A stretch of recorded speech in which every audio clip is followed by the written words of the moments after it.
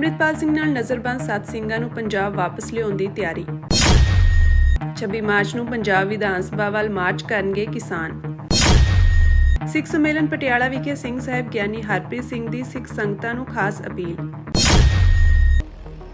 ਪੰਜਾਬ ਸਰਕਾਰ ਨੇ ਸੰਸਦ ਮੈਂਬਰ ਅਤੇ ਵਾਰਿਸ ਪੰਜਾਬ ਦੇ ਜਥੇਬੰਦੀ ਦੇ ਮੁਖੀ ਅੰਮ੍ਰਿਤਪਾਲ ਸਿੰਘ ਦੇ 7 ਸਾਥੀਆਂ ਖਿਲਾਫ ਸਖਤ ਕੌਮੀ ਸੁਰੱਖਿਆ ਕਾਨੂੰਨ ਯਾਨੀ ਕਿ NSA ਦੀ ਮਿਆਦ ਵਿੱਚ ਵਾਧਾ ਨਾ ਕਰਨ ਦਾ ਫੈਸਲਾ ਕੀਤਾ ਹੈ। ਇਹ ਸਾਰੇ ਹੀ ਅੰਮ੍ਰਿਤਪਾਲ ਸਿੰਘ ਨਾਲ ਅਸਾਮ ਦੀ ਡਿਬਰੂਗੜ੍ਹ ਜੇਲ੍ਹ ਵਿੱਚ ਬੰਦ ਹਨ। ਇਸ ਦੀ ਪੁਸ਼ਟੀ DGP ਗੌਰਵ ਯਾਦਵ ਨੇ ਕੀਤੀ ਹੈ। ਉਨ੍ਹਾਂ ਦੱਸਿਆ ਕਿ ਇਹਨਾਂ 7 ਵਿਅਕਤੀਆਂ ਨੂੰ ਪੰਜਾਬ ਵਾਪਸ ਲਿਆਉਣ ਦੀ ਪ੍ਰਕਿਰਿਆ ਸ਼ੁਰੂ ਕੀਤੀ ਜਾ ਰਹੀ ਹੈ। DGP ਵੱਲੋਂ ਕੀਤੀ ਗਈ ਇਸ ਪੁਸ਼ਟੀ ਤੋਂ ਪਹਿਲਾਂ ਇਸ ਦਾ ਖੁਲਾਸਾ ਇੱਥੇ ਪੰਜਾਬ ਪੁਲਿਸ ਦੇ ਬਾਰਡਰ ਰੇਂਜ ਦੇ DIG ਸਤਿੰਦਰ ਸਿੰਘ ਨੇ ਕੀਤਾ ਹੈ। ਉਨ੍ਹਾਂ ਦੱਸਿਆ ਕਿ ਪੰਜਾਬ ਪੁਲਿਸ ਵੱਲੋਂ ਅਸਾਮ ਦੀ ਡਿਬਰੂਗੜ੍ਹ ਜੇਲ੍ਹ ਵਿੱਚ ਬੰਦ ਭਾਈ ਅੰਮ੍ਰਿਤਪਾਲ ਸਿੰਘ ਦੇ ਇਹਨਾਂ 7 ਸਾਥੀਆਂ ਨੂੰ ਪੰਜਾਬ ਵਾਪਸ ਲਿਆਉਣ ਦੀ ਤਿਆਰੀ ਕੀਤੀ ਜਾ ਰਹੀ ਹੈ। DIG ਨੇ ਕਿਹਾ ਕਿ ਇਹਨਾਂ ਨੂੰ ਟ੍ਰਾਂਜ਼ਿਟ ਰਿਮਾਂਡ ਤੇ ਪੰਜਾਬ ਲਿਆਂਦਾ ਜਾਵੇਗਾ ਅਤੇ ਅਜਨਾਲਾ ਪੁਲਿਸ ਥਾਣੇ ਵਿੱਚ ਦਰਜ ਕੇਸ ਸੰਬੰਧੀ ਗ੍ਰਿਫਤਾਰੀ ਪਾਈ ਜਾਵੇਗੀ। ਇਹਨਾਂ ਖਿਲਾਫ ਫਰਵਰੀ 2023 ਵਿੱਚ ਅਜਨਾਲਾ ਪੁਲਿਸ ਥਾਣੇ ਤੇ ਹਮਲਾ ਕਰਨ ਦਾ ਦੋਸ਼ ਹੈ ਅਤੇ ਇਸ ਸੰਬੰਧੀ ਕੇਸ ਵੀ ਦਰਜ ਹੈ। ਜਿਹੜੇ 10 ਬੰਦਿਆਂ ਦੇ ਖਿਲਾਫ NSA ਲੱਗੀ ਸੀ, ਹਾਲੇ ਤੱਕ ਇਹਨਾਂ ਦੀ ਉਸ 'ਚ ਅਰੈਸਟ ਨਹੀਂ ਸੀ ਪਈ ਔਰ ਅਸੀਂ ਉਸ ਨੂੰ ਇਨਵੈਸਟੀਗੇਸ਼ਨ ਨੂੰ ਅੱਗੇ ਵਧਾ ਰਹੇ ਹਾਂ। ਅੱਜ ਦੀ ਡੇਟ ਦੇ ਵਿੱਚ ਸਿਰਫ 7 ਜਣੇ ਆ ਜਿਨ੍ਹਾਂ ਨੂੰ ਅਸੀਂ ਉਸ 39 ਨੰਬਰ ਮੁਕੱਦਮੇ 'ਚ ਅਰੈਸਟ ਕਰ ਰਹੇ ਹਾਂ। ਉਹਨਾਂ ਨੂੰ ਅਸੀਂ ਪੰਜਾਬ ਲੈ ਕੇ ਆਵਾਂਗੇ ਔਰ ਅਸੀਂ ਤਫਤੀਸ਼ ਨੂੰ ਅੱਗੇ ਵਧਾਵਾਂਗੇ। ਭਾਈ ਅੰਮ੍ਰਿਤਪਾਲ ਸਿੰਘ ਦੇ ਜਿਨ੍ਹਾਂ 7 ਸਾਥੀਆਂ ਨੂੰ ਵਾਪਸ ਲਿਆਂਦਾ ਜਾਵੇਗਾ ਉਹਨਾਂ ਵਿੱਚ ਬਾਬਾ ਬਸੰਤ ਸਿੰਘ, ਭਗਵੰਤ ਸਿੰਘ ਬਾਜੀਕੇ, ਗੁਰਮੀਤ ਸਿੰਘ ਬੁੱਕਣਵਾਲਾ, ਸਰਬਜੀਤ ਸਿੰਘ ਉਰਫ ਦਲਜੀਤ ਸਿੰਘ ਕਲਸੀ, ਗੁਰਜਿੰਦਰ ਸਿੰਘ ਉਰਫ ਗੁਰੀ ਔਜਲਾ, ਅੰਮ੍ਰਿਤਪਾਲ ਸਿੰਘ ਦੇ ਚਾਚਾ ਹਰਜੀਤ ਸਿੰਘ ਅਤੇ ਕੁਲਵੰਤ ਸਿੰਘ ਸ਼ਾਮਿਲ ਹਨ। ਸਿਰਫ 7 ਬੰਦੇ ਆ ਜੀ। ਉਹਨਾਂ ਦੇ ਨਾਂ ਹੈ ਜੀ ਬਸੰਤ ਸਿੰਘ, ਭਗਵੰਤ ਸਿੰਘ ਬਾਜੇਖਾਨਾ, ਗੁਰਮੀਤ ਸਿੰਘ ਬੁੱਕਣਵਾਲ, ਸਰਬਜੀਤ ਕਲਸੀ, ਦਲਜੀਤ ਕਲਸੀ, ਗੁਰਿੰਦਰਪਾਲ ਸਿੰਘ ਗੁਰੀ ਔਜਲਾ, ਹਰਜੀਤ ਸਿੰਘ ਇਲਿਸ ਚਾਚਾ ਤੇ ਕੁਲਵੰਤ ਰੋਕੇ। ਇਹੀ ਸਿਰਫ ਬੰਦੇ ਆ ਜਿਨ੍ਹਾਂ ਨੂੰ ਅਸੀਂ ਉਸ ਕੇਸ ਦੇ ਵਿੱਚ ਅਸੀਂ ਲੈ ਕੇ ਆ ਰਹੇ ਹਾਂ ਔਰ ਅਸੀਂ ਆਪਦੀ ਉਸ ਕੇਸ ਇਹਨਾਂ ਨੂੰ ਬਕਾਇਦਾ ਅਸੀਂ ਅਰੈਸਟ ਕਰਾਂਗੇ। ਅਰੈਸਟ ਕਰਕੇ ਉਹਦੀ ਤਫਤੀਸ਼ ਨੂੰ ਅਸੀਂ ਅੱਗੇ ਵਧਾਵਾਂਗੇ। ਇਹਨਾਂ ਦੇ ਨਾਲ ਹੀ ਇਸ ਸਮੇਂ ਅਸਾਮ ਦੀ ਡਿਬਰੂਗੜ੍ਹ ਜੇਲ੍ਹ ਵਿੱਚ ਅੰਮ੍ਰਿਤਪਾਲ ਸਿੰਘ ਸਮੇਤ ਪੱਪਲਪ੍ਰੀਤ ਸਿੰਘ ਤੇ ਜੀਤ ਸਿੰਘ ਵੀ ਨਜ਼ਰਬੰਦ ਹਨ। ਇਹ ਸਾਰੇ ਅਸਾਮ ਦੀ ਇਸ ਜੇਲ੍ਹ ਵਿੱਚ NSA ਤਹਿਤ ਪਿਛਲੇ 2 ਸਾਲਾਂ ਤੋਂ ਨਜ਼ਰਬੰਦ ਹਨ। DGP ਨੇ ਦੱਸਿਆ ਕਿ SP ਹਰਿੰਦਰ ਸਿੰਘ ਗਿੱਲ ਦੀ ਅਗਵਾਈ ਹੇਠ ਇੱਕ ਟੀਮ ਡਿਬਰੂਗੜ੍ਹ ਜੇਲ੍ਹ ਗਈ ਹੈ ਜਿੱਥੇ ਇਹਨਾਂ 7 ਵਿਅਕਤੀਆਂ ਨੂੰ ਗ੍ਰਿਫਤਾਰ ਕਰਨ ਲਈ ਪਹਿਲਾਂ ਡਿਬਰੂਗੜ੍ਹ ਦੀ ਅਦਾਲਤ ਵਿੱਚ ਪੇਸ਼ ਕੀਤਾ ਜਾਵੇਗਾ। ਉੱਥੋਂ ਟ੍ਰਾਂਜ਼ਿਟ ਰਿਮਾਂਡ ਲੈ ਕੇ ਇਹਨਾਂ ਨੂੰ ਪੰਜਾਬ ਵਿੱਚ ਮੁਕੱਦਮੇ ਵਿੱਚ ਅਗਲੇਰੀ ਕਾਰਵਾਈ ਲਈ ਲਿਆਂਦਾ ਜਾਵੇਗਾ। ਪੁਲਿਸ ਕਰਮਚਾਰੀਆਂ ਨੇ ਦੱਸਿਆ ਕਿ ਇਹਨਾਂ 7 ਵਿਅਕਤੀਆਂ ਖਿਲਾਫ NSA ਦੀ ਮਿਆਦ ਖਤਮ ਹੋ ਰਹੀ ਹੈ ਅਤੇ ਇਸ ਵਿੱਚ ਹੋਰ ਵਾਧਾ ਨਾ ਹੋਣ ਕਾਰਨ ਇਹਨਾਂ ਨੂੰ ਇੱਥੇ ਵਾਪਸ ਪੰਜਾਬ ਲਿਆਉਣ ਦੀ ਪ੍ਰਕਿਰਿਆ ਸ਼ੁਰੂ ਕੀਤੀ ਜਾ ਰਹੀ ਹੈ। ਉਹਨਾਂ ਨੂੰ ਇੱਥੇ ਲਿਆ ਕੇ ਸਥਾਨਕ ਅਦਾਲਤ ਵਿੱਚ ਪੇਸ਼ ਕੀਤਾ ਜਾਵੇਗਾ ਅਤੇ ਅਜਨਾਲਾ ਪੁਲਿਸ ਥਾਣੇ ਤੇ ਹਮਲੇ ਦੇ ਮਾਮਲੇ ਵਿੱਚ ਦਰਜ 39 ਨੰਬਰ FIR ਦੇ ਮਾਮਲੇ ਵਿੱਚ ਗ੍ਰਿਫਤਾਰੀ ਪਾਈ ਜਾਵੇਗੀ। NSA ਇਹਨਾਂ ਤੇ ਖਤਮ ਹੋ ਗਈ ਹੈ ਜੀ। ਕੁਝ ਤੇ ਕੱਲ ਖਤਮ ਹੋ ਰਹੀ ਹੈ, ਕੁਝ ਤੇ ਪਰਸੋਂ ਖਤਮ ਹੋ ਰਹੀ ਹੈ, ਕੁਝ ਤੇ ਅੱਗੇ ਖਤਮ ਹੋ ਰਹੀ ਹੈ ਜੀ। ਸੋ ਜਿਹੜਾ ਹੁਣ ਜਦੋਂ ਇਹ 1 ਸਾਲ ਦਾ NSA ਦਾ ਟਾਈਮ ਸੀ ਜਦੋਂ ਖਤਮ ਹੋ ਗਿਆ, ਫਿਰ ਹੁਣ ਅਸੀਂ ਫਰਦਰ ਇਸ ਕੇਸ ਦੀ ਇਨਵੈਸਟੀਗੇਸ਼ਨ ਲਈ ਹਲੇ ਇਹਨਾਂ ਨੂੰ ਅਰੈਸਟ ਪਾ ਰਹੇ ਹਾਂ। ਪੰਜਾਬ ਵਿੱਚ ਕਿਸਾਨ ਅੰਦੋਲਨ ਲਗਾਤਾਰ ਤੇਜ਼ ਹੁੰਦਾ ਜਾ ਰਿਹਾ ਹੈ। ਹਾਲ ਹੀ ਵਿੱਚ ਮੁੱਖ ਮੰਤਰੀ ਭਗਵੰਤ ਮਾਨ ਨਾਲ ਕਿਸਾਨਾਂ ਦੀ ਮੀਟਿੰਗ ਵਿੱਚ ਹੰਗਾਮਾ ਹੋਇਆ ਸੀ, ਜਿਸ ਤੋਂ ਬਾਅਦ ਮੁੱਖ ਮੰਤਰੀ ਮੀਟਿੰਗ ਵਿੱਚ ਘਰੋਂ ਹੀ ਚਲੇ ਗਏ। ਕਿਸਾਨਾਂ ਨੇ ਇਲਜ਼ਾਮ ਲਗਾਇਆ ਸੀ ਕਿ ਉਹਨਾਂ ਦੀਆਂ ਮੰਗਾਂ ਨੂੰ ਅਣਗੌਲਿਆ ਕੀਤਾ ਗਿਆ ਹੈ। ਇਸ ਤੋਂ ਬਾਅਦ ਕਿਸਾਨਾਂ ਨੇ 16 ਮਾਰਚ ਨੂੰ ਇੱਕ ਹੋਰ ਮੀਟਿੰਗ ਬੁਲਾਉਣ ਦਾ ਐਲਾਨ ਕੀਤਾ ਸੀ, ਜਿਸ ਵਿੱਚ ਮੁੱਖ ਮੰਤਰੀ ਨੂੰ ਚਰਚਾ ਲਈ ਬੁਲਾਉਣ ਦੀ ਯੋਜਨਾ ਸੀ। ਹਾਲਾਂਕਿ ਸਰਕਾਰ ਵੱਲੋਂ ਕੋਈ ਸਕਾਰਾਤਮਕ ਜਵਾਬ ਨਹੀਂ ਮਿਲਿਆ। ਮੀਟਿੰਗ ਵਿੱਚ ਕਿਸਾਨਾਂ ਨੇ ਪਿੰਡ ਲੇਲੇ ਵਿੱਚ ਵਾਪਰੀ ਹਾਲ ਹੀ ਦੀ ਘਟਨਾ ਦੀ ਸਖਤ ਨਿੰਦਾ ਕੀਤੀ, ਜਿੱਥੇ ਕਿਸਾਨਾਂ ਨਾਲ ਕਥਿਤ ਤੌਰ ਤੇ ਦੁਰਵਿਵਹਾਰ ਕੀਤਾ ਗਿਆ। ਕਿਸਾਨਾਂ ਦਾ ਕਹਿਣਾ ਹੈ ਕਿ ਉਹ ਇਸ ਬੇਇਨਸਾਫੀ ਦੇ ਵਿਰੁੱਧ ਖੜੇ ਹੋਣਗੇ ਅਤੇ ਇਸ ਦਾ ਸਖਤ ਵਿਰੋਧ ਕਰਨਗੇ। ਮੀਟਿੰਗ ਵਿੱਚ ਫੈਸਲਾ ਕੀਤਾ ਗਿਆ ਕਿ ਹੁਣ ਕਿਸਾਨ ਆਪਣੀਆਂ ਮੰਗਾਂ ਪੰਜਾਬ ਸਰਕਾਰ ਤੋਂ ਮਨਵਾਉਣ ਲਈ ਆਪਣਾ ਅੰਦੋਲਨ ਤੇਜ਼ ਕਰਨਗੇ। ਸੜਕਾਂ ਉਹਨਾਂ ਨੇ ਸਾਨੂੰ ਮਜਬੂਰ ਵੀ ਕੀਤਾ, ਫਿਰ ਵੀ ਸੜਕਾਂ ਮਜਬੂਰ ਕਰਨ ਦੇ ਬਾਵਜੂਦ ਵੀ ਨਹੀਂ ਰੁਕੀਆਂ। ਇਹ ਪੰਜਾਬ ਦੇ ਕਿਸਾਨਾਂ ਨੂੰ ਇੱਕ ਤਰ੍ਹਾਂ ਦਾ ਕ੍ਰੈਡਿਟ ਜਾਂਦਾ ਹੈ।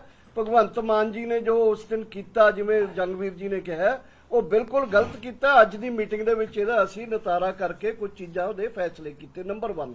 ਨੰਬਰ 2, ਮੈਂ ਸੰਯੁਕਤ ਕਿਸਾਨ ਮੋਰਚੇ ਵੱਲੋਂ ਪਿੰਡ ਲੇਲੇਵਾਲਾ ਦੇ ਵਿੱਚ ਕਿਸਾਨਾਂ ਦੇ ਜਬਰੀ ਗੈਸ ਪਾਈਪ ਖੋਲਣ ਜਿਹੜੇ ਕਰ ਰਹੇ ਨੇ, ਇੰਸਟਾਲ ਕਰ ਰਹੇ ਨੇ, ਉਧਰ ਗੁਰਦਾਸਪੁਰ ਦੇ ਵਿੱਚ ਕਿਸਾਨ ਮਜ਼ਦੂਰ ਸੰਘਰਸ਼ ਕਮੇਟੀ ਦੇ ਉੱਤੇ ਤਸ਼ੱਦਦ, ਜਾਂ ਸਾਰੇ ਐ ਕਹਿ ਲਓ ਕਿ ਕਿਸਾਨਾਂ ਦੇ ਉੱਤੇ ਜਿੱਥੇ ਵੀ ਤਸ਼ੱਦਦ ਹੋਇਆ ਉਹਨਾਂ ਦੇ ਨਾਲ ਵੀ। ਤੇ ਚੌਥਾ ਜਿਹੜਾ ਕੇਂਦਰ ਸਰਕਾਰ USA ਤੇ EU ਦੇ ਨਾਲ, ਯੂਰਪੀਅਨ ਯੂਨੀਅਨ ਦੇ ਨਾਲ ਜੋ ਫ੍ਰੀ ਟ੍ਰੇਡ ਕਰਨ ਜਾ ਰਹੀ ਹੈ ਤੇ ਉਹ 'ਚ ਐਗਰੀਕਲਚਰ ਨੂੰ ਖੋਲਣ ਜਾ ਰਹੀ ਹੈ, ਕਾਰਪੋਰੇਟਾਂ ਦੇ ਹਵਾਲੇ ਕਰਨ ਜਾ ਰਹੀ ਹੈ, ਇਹ ਸਾਡੇ ਅੱਜ ਦੇ ਮਤੇ ਨੇ। ਇਹਨਾਂ ਦੇ ਵਿੱਚ ਅਸੀਂ ਇਹਨਾਂ ਚੀਜ਼ਾਂ ਦੀ ਵਿਰੋਧਤਾ ਕਰਦੇ ਹਾਂ। 26 ਮਾਰਚ ਨੂੰ ਜਿਸ ਦਿਨ ਪੰਜਾਬ ਦਾ ਬਜਟ ਪੇਸ਼ ਕੀਤਾ ਜਾਵੇਗਾ, ਕਿਸਾਨ ਚੰਡੀਗੜ੍ਹ ਦੇ ਸੈਕਟਰ 34 ਦੇ ਮੈਦਾਨ ਵਿੱਚ ਇਕੱਠੇ ਹੋਣਗੇ ਅਤੇ ਉੱਥੋਂ ਪੈਦਲ ਪੰਜਾਬ ਵਿਧਾਨ ਸਭਾ ਵੱਲ ਮਾਰਚ ਕਰਨਗੇ। ਬੈਠੀਆਂ ਨੇ ਤੁਹਾਡੇ ਸਾਹਮਣੇ। ਅਸੀਂ ਕਾਫੀ ਚਰਚਾ ਤੋਂ ਬਾਅਦ ਇਸ ਸਿੱਟੇ ਤੇ ਪਹੁੰਚੇ ਹਾਂ ਕਿ ਸਾਨੂੰ ਪੰਜਾਬ ਸਰਕਾਰ ਦੇ ਨਾਲ ਜੋ ਸਾਡੀਆਂ ਮੰਗਾਂ ਨੇ ਉਹਨਾਂ ਦੇ ਨਾਲ ਸਾਨੂੰ ਚਰਚਾ ਕਰਨ ਲਈ ਆਪਣੇ ਸੰਘਰਸ਼ ਨੂੰ ਅੱਗੇ ਵਧਾਉਣਾ ਚਾਹੀਦਾ ਹੈ। ਸਿੱਟੇ ਵਜੋਂ ਅਸੀਂ ਸਰਬਸੰਮਤੀ ਨਾਲ ਇਹ ਤੈਅ ਕੀਤਾ ਹੈ ਕਿ ਜਦੋਂ ਬਜਟ ਇਜਲਾਸ ਸ਼ੁਰੂ ਹੋਣਾ ਹੈ ਚੰਡੀਗੜ੍ਹ ਦੇ ਵਿੱਚ, ਅਸੈਂਬਲੀ ਪੰਜਾਬ ਦੇ ਵਿੱਚ, ਅਸੀਂ ਸਾਰੇ ਪੰਜਾਬ ਦੇ ਕਿਸਾਨ, ਜਥੇਬੰਦੀਆਂ ਦੇ ਸਾਰੇ ਕਿਸਾਨ ਰਲ ਕੇ 26 ਮਾਰਚ ਨੂੰ ਬਜਟ ਸੈਸ਼ਨ ਦੇ ਦੌਰਾਨ 34 ਸੈਕਟਰ ਦੇ ਗਰਾਊਂਡ ਵਿੱਚ ਇਕੱਠੇ ਹੋ ਕੇ ਅਸੈਂਬਲੀ ਵੱਲ ਮਾਰਚ ਕਰਾਂਗੇ। ਸਾਡਾ ਪਹਿਲਾ ਪ੍ਰੋਗਰਾਮ ਇਹ ਹੈ। ਕਿਸਾਨ ਸੰਗਠਨਾਂ ਨੇ ਪੰਜਾਬ ਭਰ ਵਿੱਚ ਵੱਡੇ ਪੱਧਰ ਤੇ ਜਾਗਰੂਕਤਾ ਮੁਹਿੰਮ ਚਲਾਉਣ ਦੀ ਯੋਜਨਾ ਬਣਾਈ ਹੈ। ਵੱਖ-ਵੱਖ ਜ਼ਿਲ੍ਹਿਆਂ ਵਿੱਚ ਪੈਂਫਲੇਟ ਵੰਡ ਕੇ ਲੋਕਾਂ ਨੂੰ ਇਸ ਲਹਿਰ ਨਾਲ ਜੋੜਨ ਦੀ ਕੋਸ਼ਿਸ਼ ਕੀਤੀ ਜਾਵੇਗੀ। ਇਸ ਦੇ ਨਾਲ ਹੀ ਬਰਨਾਲਾ, ਅੰਮ੍ਰਿਤਸਰ ਅਤੇ ਜਲੰਧਰ ਵਿੱਚ ਕਿਸਾਨ ਮਹਾਪੰਚਾਇਤਾਂ ਦਾ ਆਯੋਜਨ ਵੀ ਕੀਤਾ ਜਾਵੇਗਾ, ਜਿੱਥੇ ਅੱਗੇ ਦੀ ਰਣਨੀਤੀ ਤੇ ਚਰਚਾ ਹੋਵੇਗੀ। ਕਿਸਾਨਾਂ ਦਾ ਕਹਿਣਾ ਹੈ ਕਿ ਉਹ ਸਰਕਾਰ ਨੂੰ ਢੁਕਵਾਂ ਜਵਾਬ ਦੇਣ ਲਈ ਪੂਰੀ ਤਰ੍ਹਾਂ ਤਿਆਰ ਹਨ। ਨਾਲ ਅਸੀਂ ਇਸ ਅੰਦੋਲਨ ਨੂੰ ਅੱਗੇ ਵਧਾਉਣ ਵਾਸਤੇ ਸਾਰੇ ਪੰਜਾਬ ਦੇ ਅੰਦਰ ਵੱਡੇ ਪੱਧਰ ਤੇ ਪਿੰਡਾਂ ਦੇ ਅੰਦਰ ਜਾ ਕੇ, ਸ਼ਹਿਰਾਂ 'ਚ ਜਾ ਕੇ, ਮੁਹੱਲਿਆਂ 'ਚ ਜਾ ਕੇ ਇਹਦਾ ਪ੍ਰਚਾਰ ਕਰਨ ਲਈ ਅਸੀਂ ਰਾਜੇਵਾਲ ਸਾਹਿਬ ਨੇ ਜ਼ਿੰਮੇਵਾਰੀ ਲਈ ਹੈ ਕਿ ਇੱਕ ਅੱਛਾ ਡਿਟੇਲ 'ਚ ਸਾਰੀਆਂ ਚੀਜ਼ਾਂ ਨੂੰ ਕਰਦਾ ਹੋਇਆ ਇੱਕ ਪਰਚਾ ਕੱਢ ਕੇ ਹਰ ਪਿੰਡ 'ਚ ਸਾਡੀਆਂ ਟੀਮਾਂ ਜਾਣਗੀਆਂ ਸੰਯੁਕਤ ਕਿਸਾਨ ਮੋਰਚੇ ਦੀਆਂ। ਤੇ ਨਾਲ ਹੀ 4 ਮਈ ਨੂੰ ਅਸੀਂ ਸਾਰੀਆਂ ਪੰਜਾਬ ਦੇ ਜਿਹੜੇ ਸਾਡੇ ਕਹਿ ਲਓ ਕਿ ਸੈਕਸ਼ਨਜ਼ ਨੇ, ਮਜ਼ਦੂਰ ਨੇ, ਟਰੱਕ ਯੂਨੀਅਨ ਵਾਲੇ ਨੇ, ਮੁਲਾਜ਼ਮ ਨੇ, ਨੌਜਵਾਨ ਨੇ, ਵਿਦਿਆਰਥੀ ਨੇ, ਪੱਲੇਦਾਰ ਨੇ, ਆੜਤੀਏ ਨੇ, ਇਹ ਸਾਰੇ ਸੈਕਸ਼ਨ ਦੇ ਨੇ, ਵਰਗ ਨੇ, ਉਹਨਾਂ ਨੂੰ ਤੇ ਉਹਨਾਂ ਦੀਆਂ ਜਥੇਬੰਦੀਆਂ ਨੂੰ ਅਸੀਂ ਬੁਲਾ ਰਹੇ ਹਾਂ 4 ਮਈ ਨੂੰ ਜਲੰਧਰ ਦੇਸ਼ ਭਗਤ ਯਾਦਗਾਰ ਹਾਲ ਦੇ ਵਿੱਚ, ਤਾਂ ਜੋ ਅਸੀਂ ਦੱਸ ਸਕੀਏ ਕਿ ਕਿਵੇਂ ਜਿਹੜੀਆਂ ਸਰਕਾਰਾਂ ਨੇ, ਕੇਂਦਰ ਦੀ ਸਰਕਾਰ ਵੀ ਤੇ ਪੰਜਾਬ ਦੀ ਸਰਕਾਰ, ਇਹ ਝੂਠ ਬੋਲਦੇ ਨੇ ਤੇ ਸਾਰੀਆਂ ਜਿਹੜੇ ਤਬਕੇ ਨੇ ਕਿਵੇਂ ਇਕੱਠੇ ਹੋ ਕੇ ਅਸੀਂ ਇਹਨਾਂ ਦੀਆਂ ਕਿਸਾਨ ਮਜ਼ਦੂਰ ਨੀਤੀਆਂ ਦੇ ਵਿਰੋਧ ਸਾਰੇ ਇਕੱਠੇ ਆ। ਇਹਦਾ ਅਸੀਂ ਉੱਥੋਂ ਐਲਾਨ ਕਰਾਂਗੇ 4 ਮਈ ਨੂੰ। ਇਹਦੇ ਨਾਲ ਹੀ ਸੰਯੁਕਤ ਕਿਸਾਨ ਮੋਰਚੇ ਨੇ ਤੈਅ ਕੀਤਾ ਕਿ ਮਈ ਦੇ ਮਹੀਨੇ ਦੇ ਅੰਦਰ ਹੀ ਅਸੀਂ 3 ਵੱਡੀਆਂ ਪੰਚਾਇਤਾਂ ਕਰਨ ਜਾ ਰਹੇ ਹਾਂ। ਇੱਕ ਮਾਲਵੇ ਦੇ ਵਿੱਚ ਬਰਨਾਲੇ, ਮਾਝੇ ਦੇ ਵਿੱਚ ਅੰਮ੍ਰਿਤਸਰ ਤੇ ਦੁਆਬੇ ਦੇ ਵਿੱਚ ਜਲੰਧਰ। ਇਹ ਤਿੰਨੋਂ ਪੰਜਾਬ ਦੇ ਵਿੱਚ ਹੋਣ ਵਾਲੀਆਂ ਕਿਸਾਨ ਪੰਚਾਇਤਾਂ ਮੂੰਹ ਤੋੜਵਾਂ ਜਵਾਬ ਦੇਣਗੀਆਂ ਠੋਕ ਕੇ ਕੇਂਦਰ ਸਰਕਾਰ ਨੂੰ ਤੇ ਪੰਜਾਬ ਸਰਕਾਰ ਨੂੰ ਕਿ ਪੰਜਾਬ ਦੇ ਕਿਸਾਨ, ਪੰਜਾਬ ਦੇ ਮਜ਼ਦੂਰ, ਪੰਜਾਬ ਦੇ ਮਿਹਨਤਕਸ਼ ਲੋਕ ਕਿਵੇਂ ਆਪਣੇ ਮੁੱਦਿਆਂ ਦੇ ਲਈ, ਕਿਉਂਕਿ ਮੈਂ ਇਸ ਲਈ ਕਹਿ ਰਿਹਾ ਇਹ ਕਿ ਦੇਸ਼ ਦਾ ਸਮੁੱਚਾ ਕਿਸਾਨ ਵਰਗ ਹੈ ਜਿਹੜਾ, ਉਹ ਕਿਸਾਨ ਵਰਗ ਪੰਜਾਬ ਦੇ ਕਿਸਾਨਾਂ ਦੇ ਸੰਯੁਕਤ ਮੋਰਚੇ ਵੱਲ ਉਹਦੀਆਂ ਨਜ਼ਰਾਂ ਨੇ। ਸੰਯੁਕਤ ਕਿਸਾਨ ਮੋਰਚਾ ਜਿਵੇਂ ਹੀ ਅੰਗੜਾਈ ਲਊਗਾ ਪੰਜਾਬ ਦਾ, ਉਵੇਂ ਹੀ ਪੂਰੇ ਦੇਸ਼ ਦੀਆਂ ਕਿਸਾਨ ਜਥੇਬੰਦੀਆਂ ਦੇ ਅੰਦਰ ਇੱਕ ਨਵੀਂ ਨੁਹਾਰ ਖਿੜ ਜਾਂਦੀ ਹੈ। ਸੋ ਇਸ ਲਈ ਸਾਡੇ ਇਹ ਜਿਹੜੇ ਪ੍ਰੋਗਰਾਮ ਨੇ, ਇਹਦੇ ਵਿੱਚ ਅਸੀਂ ਚੇਤਾਵਨੀ ਦਿੰਦੇ ਹਾਂ ਪੰਜਾਬ ਸਰਕਾਰ ਨੂੰ। ਸਿੱਖ ਵਿਚਾਰ ਸੰਮੇਲਨ ਪਟਿਆਲਾ ਵਿਖੇ ਸਿੰਘ ਸਾਹਿਬ ਗਿਆਨੀ ਹਰਪ੍ਰੀਤ ਸਿੰਘ ਸਾਬਕਾ ਜਥੇਦਾਰ ਸ਼੍ਰੀ ਅਕਾਲ ਤਖਤ ਸਾਹਿਬ ਨੇ ਆਪਣੇ ਸੰਬੋਧਨ ਦੌਰਾਨ ਕਿਹਾ ਕਿ ਅਕਾਲੀ ਲੀਡਰਸ਼ਿਪ ਨੇ 2020 ਅਤੇ ਫਿਰ 2022 ਵਿੱਚ ਉਹਨਾਂ ਤੱਕ ਪਹੁੰਚ ਕੀਤੀ। ਉਹਨਾਂ ਇਹ ਵੀ ਕਿਹਾ ਕਿ ਮੈਂ ਕਿਹਾ ਸੀ ਕਿ ਜੇਕਰ ਸ਼੍ਰੀ ਅਕਾਲ ਤਖਤ ਸਾਹਮਣੇ ਤੁਸੀਂ ਪੇਸ਼ ਹੋਣਾ ਹੈ ਤਾਂ ਉਹਦੇ ਤਿਆਗ ਕੇ ਜਾਓ, ਜਿਸ ਤੇ ਰਾਜ਼ੀ ਨਹੀਂ ਹੋਏ। ਉਹਨਾਂ ਇਹ ਵੀ ਕਿਹਾ ਕਿ ਅਸੀਂ ਪੰਥਕ ਰਾਜਨੀਤੀ ਦਾ ਨੁਕਸਾਨ ਕਰਨ ਲਈ ਹੁਕਮਨਾਮਾ ਜਾਰੀ ਨਹੀਂ ਸੀ ਕੀਤਾ, ਸਗੋਂ ਬਚਾਉਣ ਲਈ ਹੁਕਮਨਾਮਾ ਜਾਰੀ ਕੀਤਾ ਸੀ। ਗਿਆਨੀ ਹਰਪ੍ਰੀਤ ਸਿੰਘ ਨੇ ਕਿਹਾ ਕਿ ਅਕਾਲੀ ਉਹ ਹਨ ਜੋ ਅਕਾਲ ਨੂੰ ਸਮਝਦੇ ਹੋਣ। ਇੱਕ ਧੜੇ ਨੇ ਬਦਲਾ ਲਓ ਭਾਵਨਾ ਤਹਿਤ ਸਿੱਖ ਸੰਸਥਾਵਾਂ ਦਾ ਨੁਕਸਾਨ ਕੀਤਾ। ਅਕਾਲੀ ਦਲ ਦੇ ਹੀ ਇੱਕ ਧੜੇ ਨੇ ਜਥੇਦਾਰਾਂ ਵਿਰੁੱਧ ਬੋਲ ਕੇ ਗਲਤ ਪਿੜਤ ਪਾਈ ਅਤੇ ਤਿਆਗ ਦੀ ਭਾਵਨਾ ਹੀ ਨਹੀਂ ਦਿਖਾਈ। ਇਸ ਧੜੇ ਦੀ ਗੰਦੀ ਸ਼ਬਦਾਵਲੀ ਨਾਲ ਅਕਾਲੀ ਕਿਰਦਾਰ ਡਿੱਗ ਰਿਹਾ ਹੈ। ਉਹਨਾਂ ਸਿੱਖ ਸੰਗਤਾਂ ਨੂੰ ਅਪੀਲ ਕੀਤੀ ਕਿ ਅੱਜ ਕਾਫਲੇ ਬਣ ਕੇ ਤੁਰਾਂਗੇ ਤਾਂ ਹੀ ਪੰਥਕ ਸੰਸਥਾਵਾਂ ਨੂੰ ਬਚਾ ਸਕਾਂਗੇ। ਸਿੱਖ ਰਾਜਨੀਤੀ ਨੂੰ ਬਚਾਉਣ ਲਈ ਇੱਕ ਧੜੇ ਦੇ 10 ਬੰਦਿਆਂ ਨੂੰ ਘਰੇ ਬਿਠਾਉਣਾ ਪਵੇਗਾ। ਉਹਨਾਂ ਕਿਹਾ ਕਿ ਸਿੱਖ ਰਾਜਨੀਤੀ ਹਮੇਸ਼ਾ ਸਰਬੱਤ ਦੇ ਭਲੇ ਦੀ ਹੀ ਗੱਲ ਕਰਦੀ ਹੈ। ਅੰਮ੍ਰਿਤਸਰ ਵਿੱਚ ਠਾਕੁਰ ਦੁਆਰਾ ਮੰਦਿਰ ਦੇ ਬਾਹਰ ਧਮਾਕਾ ਕਰਨ ਵਾਲੇ 2 ਵਿਅਕਤੀਆਂ ਦੀ ਪੁਲਿਸ ਨਾਲ ਮੁਠਭੇੜ ਦੀ ਖਬਰ ਸਾਹਮਣੇ ਆਈ ਹੈ। ਪੁਲਿਸ ਨੇ ਪਿੰਡ ਬਾਲ ਸਚੰਦਰ 'ਚ ਏਅਰਪੋਰਟ ਰੋਡ ਤੇ ਮੁਕਾਬਲੇ ਵਿੱਚ ਇੱਕ ਮੁਲਜ਼ਮ ਨੂੰ ਮਾਰ ਸੁੱਟਿਆ ਹੈ, ਜਦਕਿ ਇੱਕ ਮੌਕੇ ਤੋਂ ਫਰਾਰ ਹੋ ਗਿਆ ਦੱਸਿਆ ਜਾ ਰਿਹਾ ਹੈ। ਦੱਸ ਦਈਏ ਕਿ ਬੀਤੇ ਦਿਨੀ ਖੰਡਵਾਲਾ ਇਲਾਕੇ ਵਿੱਚ ਸਥਿਤ ਠਾਕੁਰਦੁਆਰਾ ਮੰਦਿਰ ਤੇ ਮੋਟਰਸਾਈਕਲ ਸਵਾਰ ਦੋ ਅਣਪਛਾਤੇ ਨੌਜਵਾਨਾਂ ਵੱਲੋਂ ਗ੍ਰਨੇਡ ਨਾਲ ਹਮਲਾ ਕੀਤਾ ਗਿਆ। ਇਹ ਸਾਰੀ ਘਟਨਾ ਮੰਦਿਰ ਦੇ ਬਾਹਰ ਲੱਗੇ ਸੀਸੀਟੀਵੀ ਕੈਮਰੇ ਵਿੱਚ ਕੈਦ ਹੋ ਗਈ। ਪੁਲਿਸ ਨੇ ਸੀਸੀਟੀਵੀ ਕੈਮਰਿਆਂ ਵਿੱਚ ਨਜ਼ਰ ਆਏ ਦੋ ਹਮਲਾਵਰਾਂ ਦੀ ਭਾਲ ਸ਼ੁਰੂ ਕਰ ਦਿੱਤੀ ਸੀ। ਪੁਲਿਸ ਦਾ ਦਾਅਵਾ ਹੈ ਕਿ ਉਹਨਾਂ ਨੇ 24 ਘੰਟਿਆਂ ਦੇ ਅੰਦਰ ਇਹਨਾਂ ਦਾ ਪਤਾ ਲਗਾ ਲਿਆ, ਜਿਨ੍ਹਾਂ ਵਿੱਚੋਂ ਇੱਕ ਨੂੰ ਮੁੱਠਭੇੜ ਵਿੱਚ ਮਾਰ ਸੁੱਟਿਆ। ਆਪਾਂ ਮੌਕੇ ਤੇ ਆਏ ਹਾਂ ਇਸ ਗੱਲ ਕਰਕੇ ਤੁਹਾਡੇ ਨਾਲ ਫਸਟ ਹੈਂਡ ਇਨਫੋਰਮੇਸ਼ਨ ਜਿਹੜੀ ਉਹ ਸ਼ੇਅਰ ਕੀਤੀ ਜਾਵੇ ਕਿ ਕਿਸ ਤਰ੍ਹਾਂ ਇਹ ਘਟਨਾਕ੍ਰਮ ਦੇ ਵਿੱਚ ਪੁਲਿਸ ਟ੍ਰੇਸ ਕਰਕੇ ਮਗਰ ਪਹੁੰਚਦੀ ਹੈ ਔਰ ਉਸ ਤੋਂ ਬਾਅਦ ਇੱਥੇ ਐਨਕਾਊਂਟਰ ਹੁੰਦਾ ਹੈ। ਉਹਦੇ ਸਾਡੇ ਬੰਦੇ ਵੀ ਜ਼ਖਮੀ ਹੁੰਦੇ ਆ, ਮੁਲਜ਼ਮ ਦੇ ਵੀ ਗੋਲੀ ਲੱਗਦੀ ਹੈ।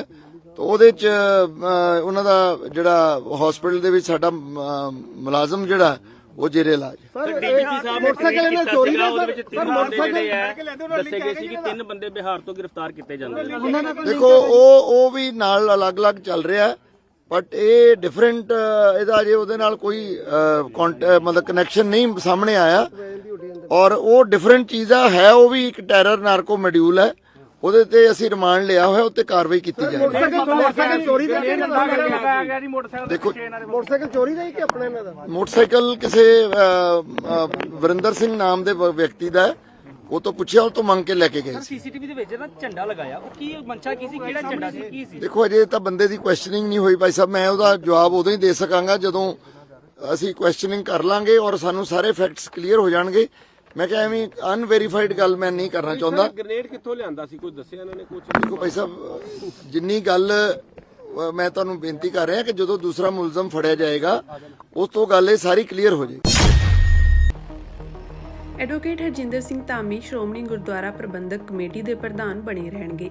ਦਰਅਸਲ ਐਸਜੀਪੀਸੀ ਦੀ ਅੰਤਰਿਮ ਕਮੇਟੀ ਵੱਲੋਂ ਐਡਵੋਕੇਟ ਹਰਜਿੰਦਰ ਸਿੰਘ ਧਾਮੀ ਦਾ ਅਸਤੀਫਾ ਨਾਮਨਜ਼ੂਰ ਕਰ ਦਿੱਤਾ ਗਿਆ ਹੈ। ਇਸ ਤੋਂ ਇਲਾਵਾ ਐਡਵੋਕੇਟ ਹਰਜਿੰਦਰ ਸਿੰਘ ਧਾਮੀ ਨਾਲ ਮੁੜ ਮੁਲਾਕਾਤ ਕਰਨ ਦੇ ਲਈ ਅੰਤਰਿਮ ਕਮੇਟੀ ਮੈਂਬਰ ਹੁਸ਼ਿਆਰਪੁਰ ਲਈ ਰਵਾਨਾ ਹੋ ਗਏ ਹਨ। ਸ਼੍ਰੋਮਣੀ ਗੁਰਦੁਆਰਾ ਪ੍ਰਬੰਧਕ ਕਮੇਟੀ ਦੀ ਅੱਜ ਚੰਡੀਗੜ੍ਹ ਦੇ ਸੈਕਟਰ 5 ਸਥਿਤ ਉਪ ਦਫ਼ਤਰ ਵਿਖੇ ਸੀਨੀਅਰ ਮੀਤ ਪ੍ਰਧਾਨ ਰਘੁਜੀਤ ਸਿੰਘ ਵਿਰਕ ਦੀ ਅਗਵਾਈ ਵਿੱਚ ਹੋਈ ਅੰਤਰਿਮ ਕਮੇਟੀ ਦੀ ਇਕੱਤਰਤਾ ਦੌਰਾਨ ਸਰਬਸੰਮਤੀ ਨਾਲ ਸ਼੍ਰੋਮਣੀ ਕਮੇਟੀ ਪ੍ਰਧਾਨ ਐਡਵੋਕੇਟ ਹਰਜਿੰਦਰ ਸਿੰਘ ਧਾਮੀ ਦਾ ਅਸਤੀਫਾ ਅਪਰਵਾਨ ਕਰਦਿਆਂ ਉਹਨਾਂ ਨੂੰ ਸਿੱਖ ਸੰਸਥਾ ਦੇ ਮੁੱਖ ਸੇਵਾਦਾਰ ਦੀਆਂ ਸੇਵਾਵਾਂ ਤੁਰੰਤ ਸੰਭਾਲਣ ਦੀ ਅਪੀਲ ਕੀਤੀ ਗਈ ਹੈ। ਇੱਕ ਪ੍ਰੈਸ ਬਿਆਨ ਰਾਹੀਂ ਸੀਨੀਅਰ ਮੀਤ ਪ੍ਰਧਾਨ ਰਘੁਜੀਤ ਸਿੰਘ ਵਿਰਕ ਨੇ ਦੱਸਿਆ ਕਿ ਸ਼੍ਰੋਮਣੀ ਕਮੇਟੀ ਦੇ ਪ੍ਰਧਾਨ ਐਡਵੋਕੇਟ ਹਰਜਿੰਦਰ ਸਿੰਘ ਧਾਮੀ ਦਾ ਅਸਤੀਫਾ ਅਪਰਵਾਨ ਕਰਕੇ ਅੱਜ ਹੀ ਉਹਨਾਂ ਦੀ ਹੁਸ਼ਿਆਰਪੁਰ ਸਥਿਤ ਰਿਹਾਇਸ਼ ਤੇ ਸਾਰੇ ਅੰਤਰਿਮ ਕਮੇਟੀ ਮੈਂਬਰ ਜਾਣਗੇ ਅਤੇ ਉਹਨਾਂ ਨੂੰ ਸ਼੍ਰੋਮਣੀ ਕਮੇਟੀ ਦੇ ਪ੍ਰਧਾਨਗੀ ਪਦ ਦੀਆਂ ਸੇਵਾਵਾਂ ਤੁਰੰਤ ਸੰਭਾਲਣ ਲਈ ਕਹਿਣਗੇ। ਕਮੇਟੀ ਨੇ ਉਹਨਾਂ ਨੂੰ ਸਾਰੀ ਦੀ ਸਾਰੀ ਅੰਤਰ ਕਮੇਟੀ ਨੇ ਜਾ ਕੇ ਘਰ ਜਾ ਕੇ ਬੇਨਤੀ ਕਰਨੀ ਹੈ ਕਿ ਉਹ ਆਪਣਾ ਉਹਦਾ ਜਿਹੜਾ ਆ ਕੇ ਸੰਭਾਲਣ, ਤਾਂ ਕਿ ਸੇਵਾਵਾਂ ਜਿਹੜੀਆਂ ਅੱਗੇ ਚੱਲਦੀਆਂ, ਜਿਹੜੀਆਂ ਜਿੱਦਾਂ ਉਹ ਨਿਰੰਤਰ ਚਲਾਉਂਦੇ ਰਹੇ ਆ, ਉਹ ਸੇਵਾਵਾਂ ਜਿਹੜੀਆਂ ਸ਼੍ਰੋਮਣੀ ਕਮੇਟੀ ਦਾ ਨਿਰੰਤਰ ਚਲਾਉਣ। ਇਹ ਜਿਹੜੀ ਬੇਨਤੀ ਕੀਤੀ ਗਈ ਹੈ। ਦੂਜਾ ਕਿ ਉਹਨਾਂ ਦਾ ਅਸਤੀਫਾ ਜਿਹੜਾ ਨਾਮਨਜ਼ੂਰ ਕੀਤਾ ਗਿਆ।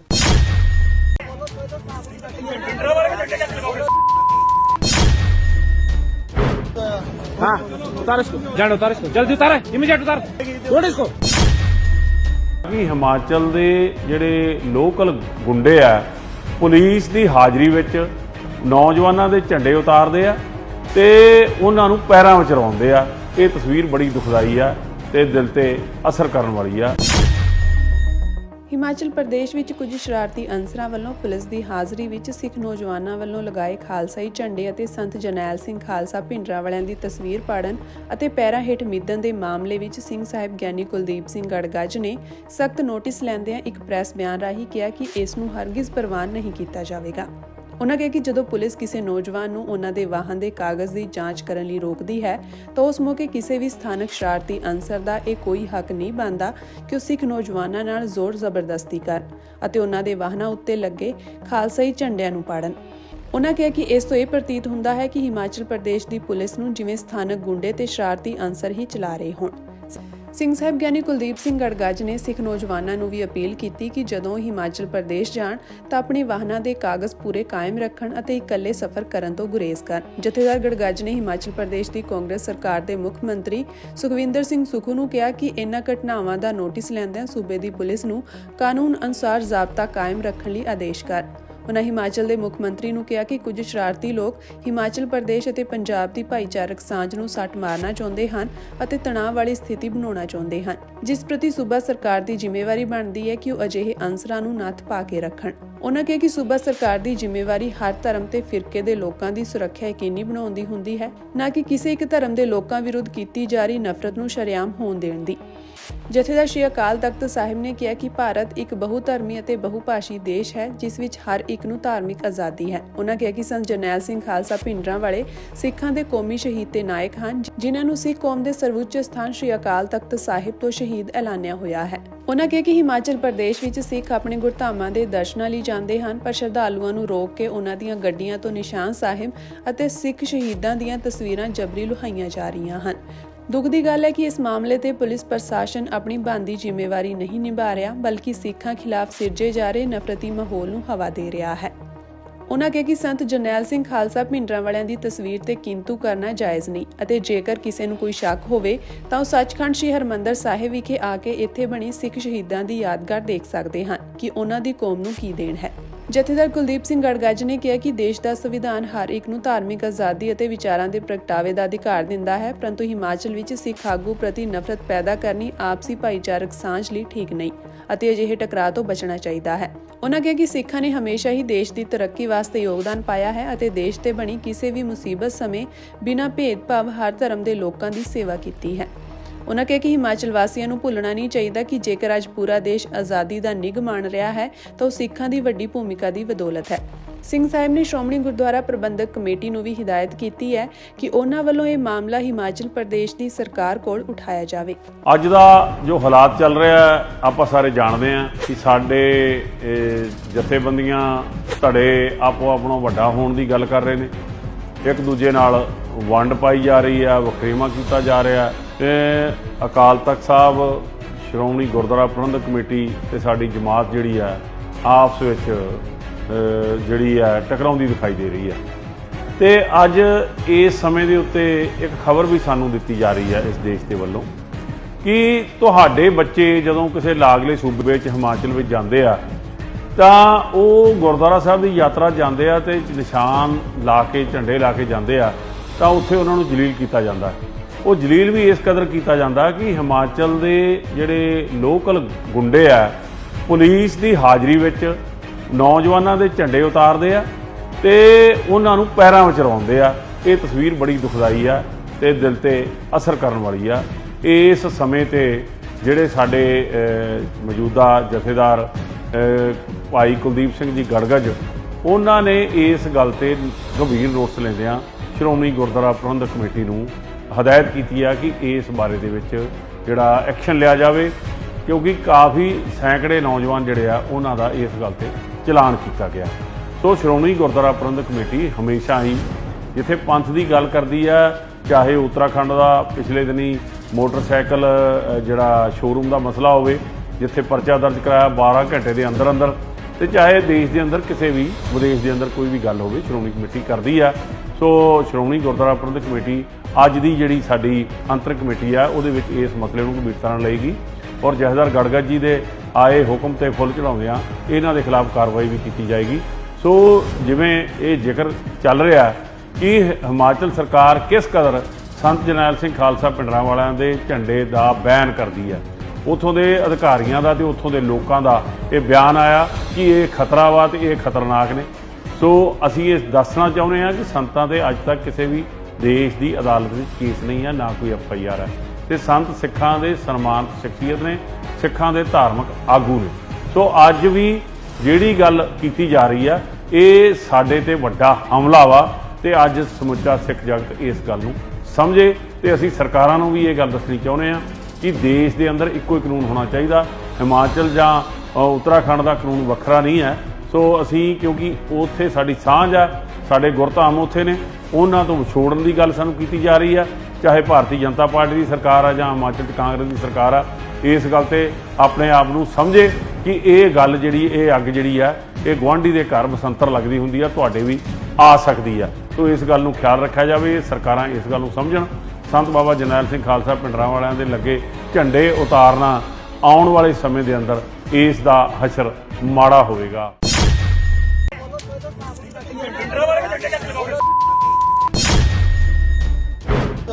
हाँ उतार इसको, जान उतार इसको, जल्दी उतार, इमीडिएट उतार, छोड़ इसको। हमारा ये लगाने का तो मतलब ये था, और गंदे लगाओ आप क्या लगा रहे हैं? ओए बोला होकर ਪੰਜਾਬ ਤੋਂ ਨੌਜਵਾਨ ਆਪਣੀਆਂ ਬਾਈਕਾਂ ਤੇ ਖਾਲਸਾਈ ਝੰਡੇ ਅਤੇ ਸੰਤ ਜਰਨੈਲ ਸਿੰਘ ਖਾਲਸਾ ਭਿੰਡਰਾਂ ਵਾਲਿਆਂ ਦੀ ਤਸਵੀਰ ਲਗਾ ਕੇ ਮਨਾਲੀ ਜਾ ਰਹੇ ਸਨ, ਜਿਨ੍ਹਾਂ ਨੂੰ ਕੁਝ ਲੋਕਾਂ ਅਤੇ ਪੁਲਿਸ ਨੇ ਰੋਕ ਲਿਆ। दिखाओ इसको, झंडा खोलो इसको। झंडा किसका लगा है? तेरा मोटरसाइकिल है, झंडा किसका है? कौन है ये? हाँ उतार इसको भाई, झंडा उतार इसको, जल्दी उतार, इमीडिएट उतार, छोड़ इसको,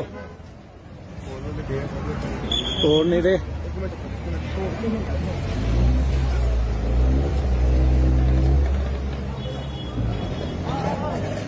ਸਥਾਨਕ ਲੋਕਾਂ ਨੇ ਮੋਟਰਸਾਈਕਲ ਤੋਂ ਝੰਡਾ ਉਤਾਰ ਕੇ ਪੈਰਾਂ ਹੇਠ ਰੋਲ ਦਿੱਤਾ ਅਤੇ ਸੰਤਾਂ ਦੀ ਤਸਵੀਰ ਵੀ ਉਤਾਰ ਦਿੱਤੀ। कागज देना जल्दी दे यार, कागज दे दे पहले। सर अभी गाड़ी में गाड़ी में तो फोन करो इस गाड़ी को। सर इंस्टॉलमेंट गाड़ी हो गया, इंस्टॉलमेंट हो जो मर्जी हो। हमारा ये लगाने का तो मतलब ये था, और गंदे लगाओ आप क्या लगा रहे हैं? ओए बोला होकर अभी छोड़ निकालो इसको, चलो पुलिस काम करे। ਡੀਐਸਪੀ ਮਨਾਲੀ ਕੇਡੀ ਸ਼ਰਮਾ ਨੇ ਕਿਹਾ ਕਿ ਦੋਵਾਂ ਮੋਟਰਸਾਈਕਲ ਸਵਾਰ ਸਿੱਖਾਂ ਖਿਲਾਫ ਭਾਰਤੀ ਨਿਆਂ ਕੋਡ 2023 ਤਹਿਤ ਮਾਮਲਾ ਦਰਜ ਕੀਤਾ ਗਿਆ ਹੈ। ਇਨ੍ਹਾਂ ਬਾਈਕ ਸਵਾਰਾਂ ਨੇ ਆਪਣੀ ਬਾਈਕਾਂ ਤੇ ਝੰਡੇ ਲਗਾਏ ਸਨ। ਪੁਲਿਸ ਨੇ ਝੰਡੇ ਹਟਾ ਦਿੱਤੇ ਹਨ। ਪੁਲਿਸ ਨੇ ਕਾਰਵਾਈ ਕੀਤੀ ਹੈ ਤੇ ਮੁਲਜ਼ਮਾਂ ਵਿਰੁੱਧ ਬੀਐਨਐਸ ਦੀ ਧਾਰਾ 152, 351 ਅਤੇ ਇੱਕ ਹੋਰ ਧਾਰਾ ਦੇ ਤਹਿਤ ਮਾਮਲਾ ਦਰਜ ਕੀਤਾ ਹੈ। झंडा नहीं मिलेगा, झंडा नहीं मिलेगा, झंडा दे दो, झंडा दे दो, नहीं मिलेगा। रुक, बुलाओ मैं बताता हूँ। झंडा बना ले भाई, झंडा दे यार, झंडा दो, झंडा दे। ये झंडा क्यों उतारा हमारा? झंडा दे, झंडा दे,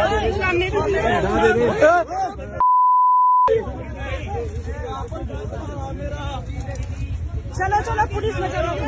क्या उतारेगा? मैं झंडा क्यों उतारा? क्यों उतारा? क्यों उतारा झंडा हमारा? असि मामा भैन की इज्जत की है, क्यों की है? नहीं नहीं नहीं, क्यों ला रहा?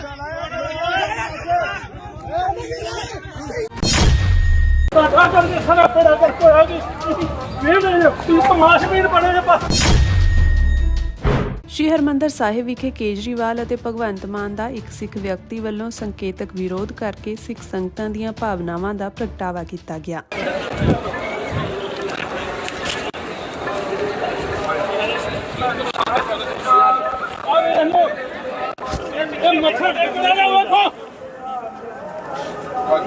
मथा टेकना सबांधिया सिर तो रूप रसा होना प्रसाद लिया करो, जाया करो, खा खाया करो, जाया करो। ਇਹ ਵਿਰੋਧ ਆਮ ਆਦਮੀ ਪਾਰਟੀ ਵੱਲੋਂ ਕੀਤੇ ਉਸ ਵਾਅਦੇ ਤੋਂ ਮੁਕਰਨ ਲਈ ਕੀਤਾ ਗਿਆ, ਜਿਸ ਵਿੱਚ ਭਗਵੰਤ ਮਾਨ ਵੱਲੋਂ 24 ਘੰਟਿਆਂ ਵਿੱਚ ਬੇਅਦਬੀ ਦਾ ਇਨਸਾਫ ਦਿਵਾਉਣ ਦੀ ਗੱਲ ਕੀਤੀ ਗਈ ਸੀ। ਦਰਅਸਲ ਪੰਜਾਬ ਵਿੱਚ ਆਮ ਆਦਮੀ ਪਾਰਟੀ ਦੀ ਸੂਬਾ ਸਰਕਾਰ ਦੇ 3 ਸਾਲ ਪੂਰੇ ਹੋਣ ਤੇ ਮੁੱਖ ਮੰਤਰੀ ਭਗਵੰਤ ਮਾਨ ਅਤੇ ਆਪ ਸੁਪਰੀਮੋ ਅਰਵਿੰਦ ਕੇਜਰੀਵਾਲ ਅੱਜ ਸੱਚਖੰਡ ਸ਼੍ਰੀ ਹਰਿਮੰਦਰ ਸਾਹਿਬ ਵਿਖੇ ਨਤਮਸਤਕ ਹੋਣ ਪਹੁੰਚੇ ਸਨ। ਜਦੋਂ ਇਹ ਹਰਿਮੰਦਰ ਸਾਹਿਬ ਦੀ ਪ੍ਰਕਿਰਮਾ ਵਿੱਚ ਜਾ ਰਹੇ ਸਨ ਤਾਂ ਬਾਹਰ ਇੱਕ ਵਿਅਕਤੀ ਵੱਲੋਂ, ਜਿਸ ਨੇ ਗਲ ਵਿੱਚ ਇੱਕ ਪੋਸਟਰ ਪਾਇਆ ਹੋਇਆ ਸੀ ਸ੍ਰੀ ਗੁਰੂ ਗ੍ਰੰਥ ਸਾਹਿਬ ਜੀ ਦੀ ਬੇਅਦਬੀ ਦੇ ਮਾਮਲੇ ਵਿੱਚ ਇਨਸਾਫ ਨੂੰ ਲੈ ਕੇ ਇਸ ਤੇ ਆਪਣੀ ਮੰਗ ਲਿਖੀ ਹੋਈ ਸੀ, ਉਸ ਵੱਲੋਂ ਇਹਨਾਂ ਦੋਨਾਂ ਆਗੂਆਂ ਦਾ ਜ਼ਬਰਦਸਤ ਵਿਰੋਧ ਕੀਤਾ ਗਿਆ।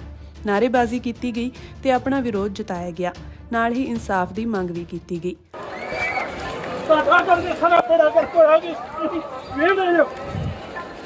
तमाशबीन बने बस मथा टेक लंगर खा ले जाओ।